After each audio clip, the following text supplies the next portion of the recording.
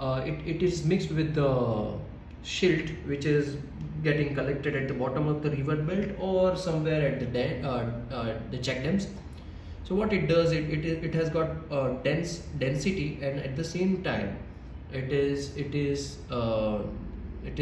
quite lesser in density to the water, and which is what makes this structure slightly lighter than ordinary structure.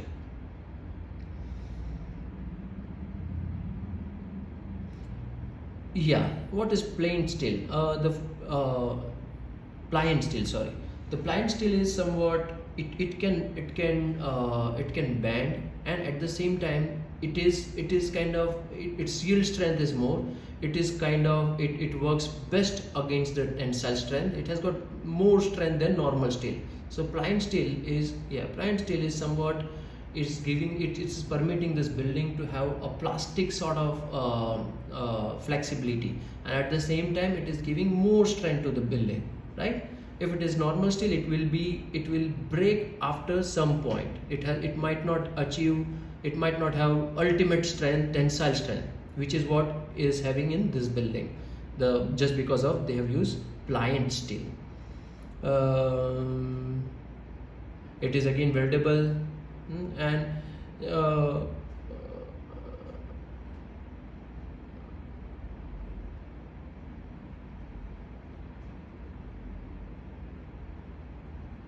steel is microalloyed, thermomechanically processed, and accelerated cooled. When it is accelerated cooled, what happens when it is slow cooled, like being slowly cooled? What happens? There is a steel plate. There is a steel plate.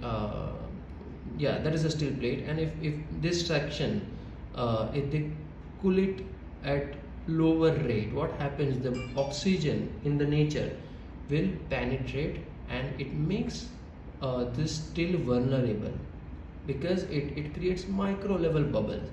If we cool it faster, what happens? The steel molecules, it's when it is hot, it is kind of very dense in nature, and the moment we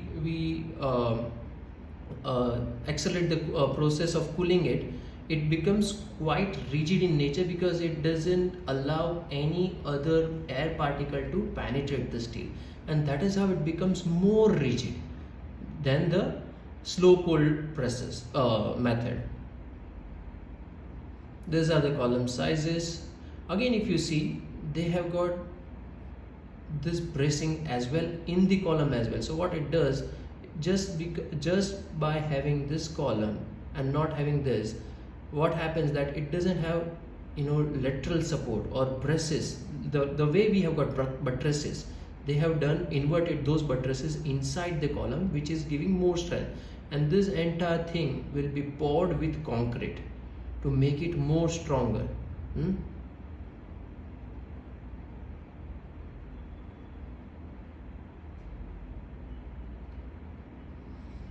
This is how they have welded the super columns. If you see, those are the weldings.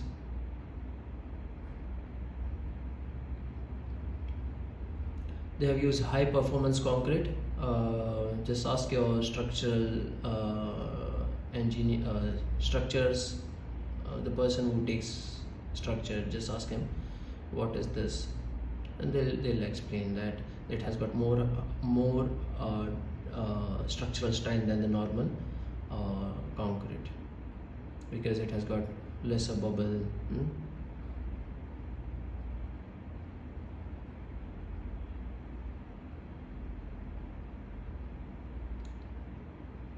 This pile foundation, which we were talking about, 1.5 meter columns.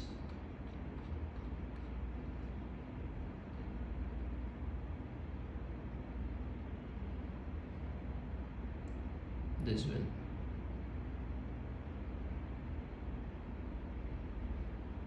Or this one. So those are piles.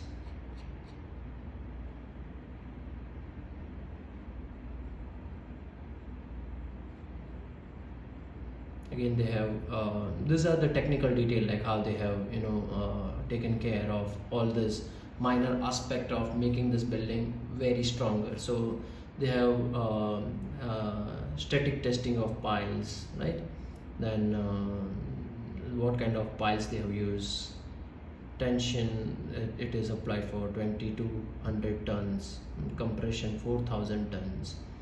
So those tests they have done before, doing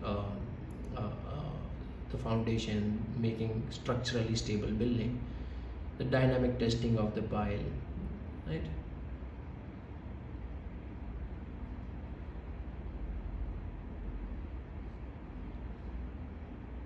So these are some technical details. Kindly go through all this thing. Yeah. So when let's if it is more concern about wind pressure, the glass works better because it has got lower friction compared to the vernacular architecture. If it is a building has facade like uh,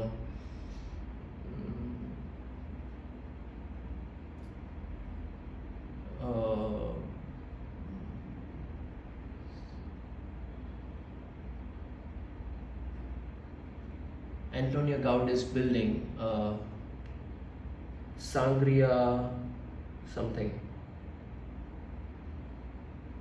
So what happens? It captures all those vernacular sort of building which has got cornice detail and which has got perforation in nature. What it does, it captures the wind and it works works for the wind to capture the wind, and then it transfer the load to the building. And if the building is not designed such a way, it may topple or rupture or end up in being disaster. So glass, what it does, it has got very clean and smooth surface, so wind enters into this direction and it will be passing the wind through the surface rather than beholding it.